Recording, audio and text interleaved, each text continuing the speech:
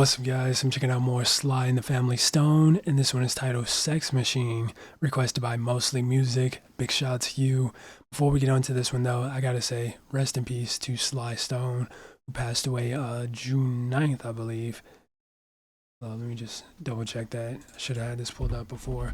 But yeah, June 9th at like the age of 82, I believe. Yeah, 82. He lived a good long life, though. So at least he didn't, die young. But yeah, rest in peace, Sly Stone. Will truly be missed. Even though I haven't heard a whole lot of their music, like I've heard like what 10 or so songs, maybe more than that. One thing I will say and give them credit for is that every song I've heard from theirs has always been like unique in some way, and just their overall like the overall vibe I get whenever I listen to their music is always like, it always felt different than the majority of music that I was listening to and have listened to. Like I remember I used to always compare them to like Parliament, and I still kind of do get that, like that Parliament feel whenever I listen to their music, but it's more so like Parliament, but like I don't know, different somehow. It's not as funky. It's more like how do I say it? It's like almost more quirky, more bizarre, if that makes sense. I don't know. It's hard to out bizarre Parliament though, but like their music is definitely unique for sure. But yeah, looking forward to this one. Sex Machine. Hey, isn't that a James Brown song? And if so, is this a cover of that, or is this like its? Yeah, it is. Or is this like his own thing? I don't know. It might be. I don't know. I feel like I've heard them do covers though, right? I think so. But regardless, we're gonna go ahead and check this one out. Sex Machine. Let's go.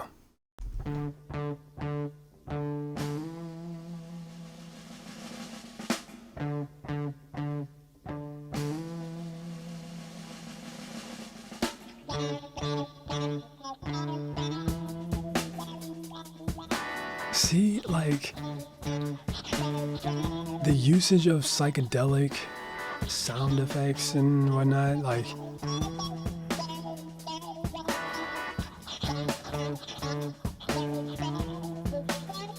yeah, they remind me a lot of Parliament. Well, no, I should say Funkadelic, because Funkadelic was more rock focused.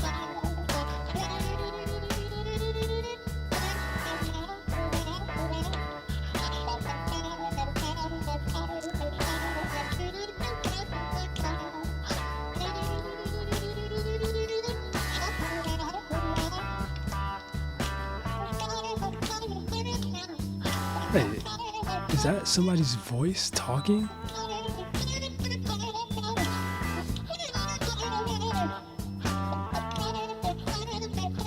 Wait, am I going crazy? Is that like it sounds like an instrument or something, like, but at the same time, it also sounds like it could be somebody singing? What the heck? Wait, see, like, this is what I mean. Like, their music was just so so weird, but in a good way. Yeah, I mean, definitely in a good way. And like, just I guess weird is probably too harsh of a term. Maybe bizarre. I feel like bizarre is better. Bizarre and like unique. But yeah, sheesh.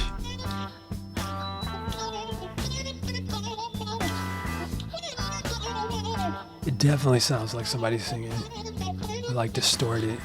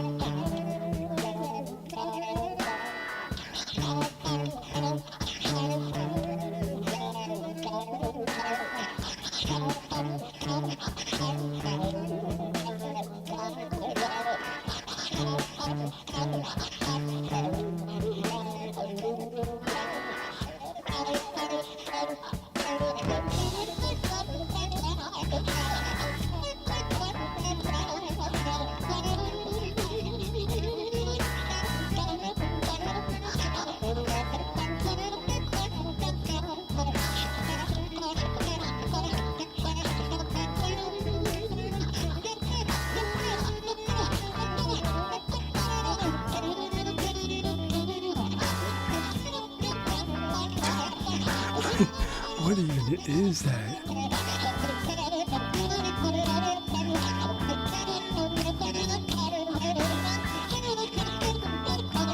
I like the song though. It's got a nice little blues vibe to it. A blues rock.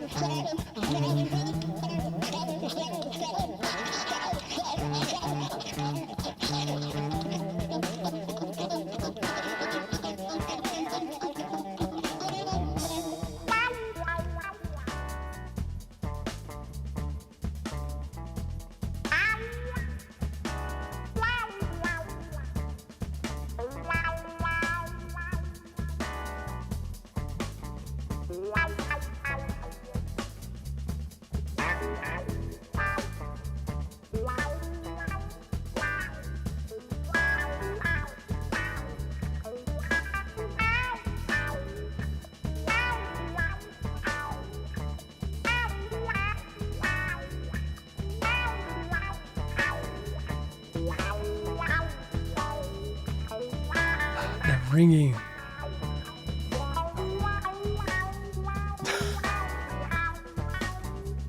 Yeah, just throw it in there. Why not?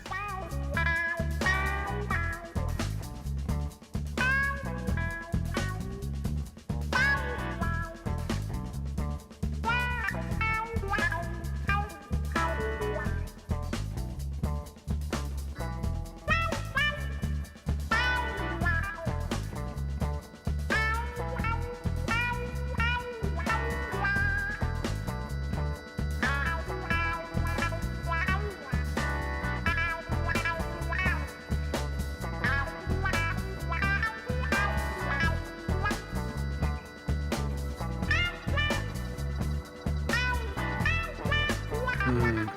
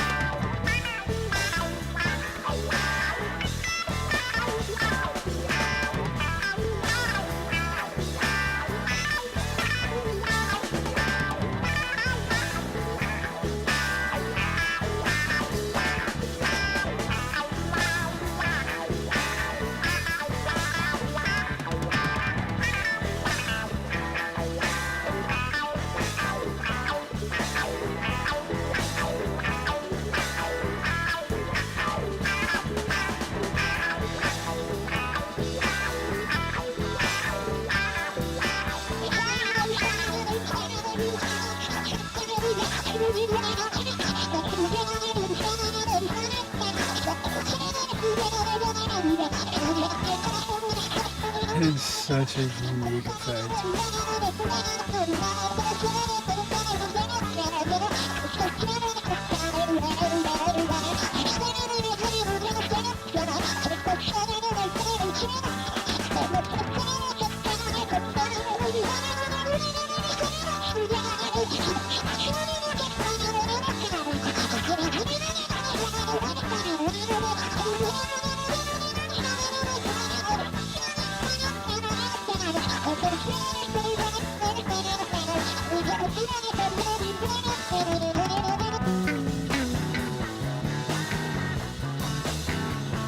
And then you just have the organ blaring in the background as well.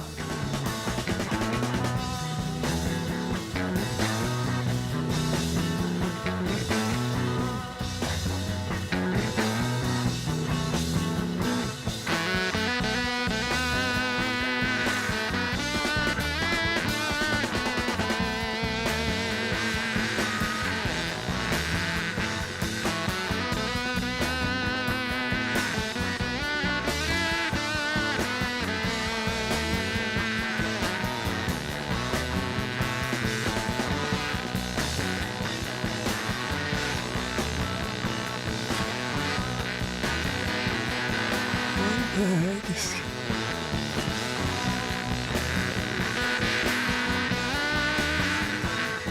You can literally hear the voltage.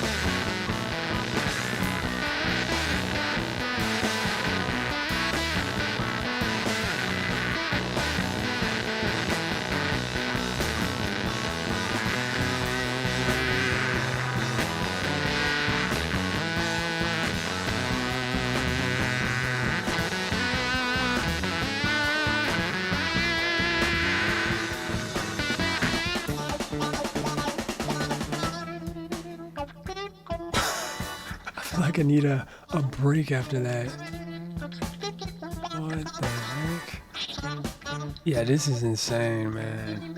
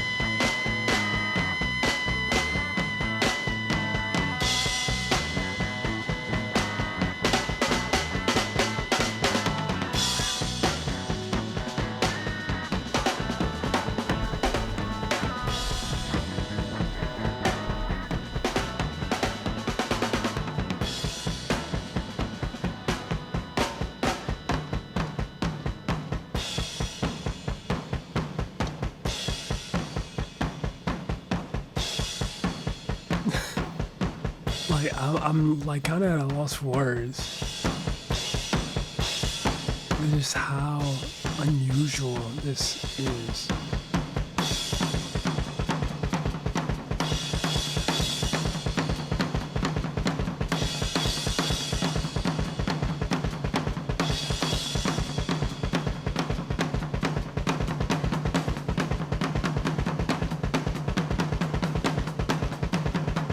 got like a drum session.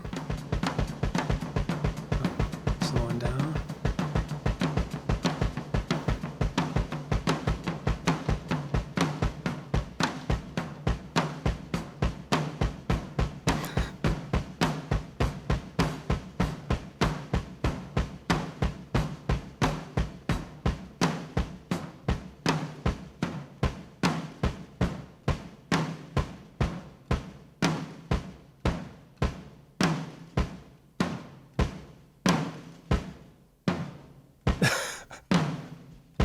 What?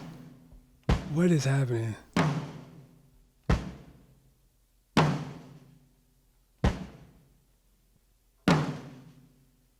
Hmm.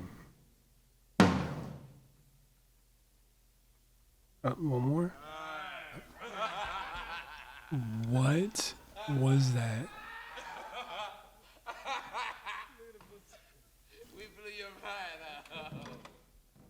Okay, that has got to be the most just unorthodox song I've ever heard. Like, no joke. It's definitely top 10 for sure in terms of like just how um strange and unconventional like this all sounded. Like, I guarantee you will not hear a song similar to this ever in life. Like, that's how crazy this was. Honestly, that's probably the just most over the top song I've heard from them as well, to be honest. Like, I've heard some, pretty crazy and wild songs from them, no doubt, but this one was just next level. And I love that, it still managed to have elements of like blues and rock and whatnot incorporated into it, but it was also like its own like trippy, over the top, thing. And yeah, that was incredible, man. Like, most of the time while I was listening to that, I was just like, bro, wait, hold on. Actually, when did this come out?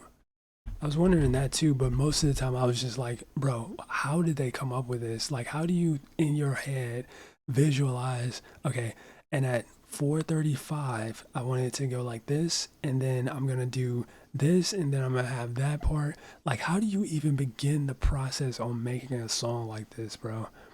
I guess it probably starts with like a jam session, I would guess. Like them just playing around and then just like, okay, follow my lead, one, two, and then just and then just kind of like, adding on to it. I feel like you just have to be in that state of mind though. You have to be feeling it to, create something like that. Like, cause that was just so abnormal. Yeah, I mean, and I'm using all the buzzwords here, but let me see. Like, I'm assuming this is like probably like late 60s, maybe early 60s, mid 60s. No, not early 60s, definitely mid to late 60s, maybe early 70s. Probably 68 or 67, I would guess. Let me see. Sliding the Family Stone. I'm gonna just search for the name of the song. 69.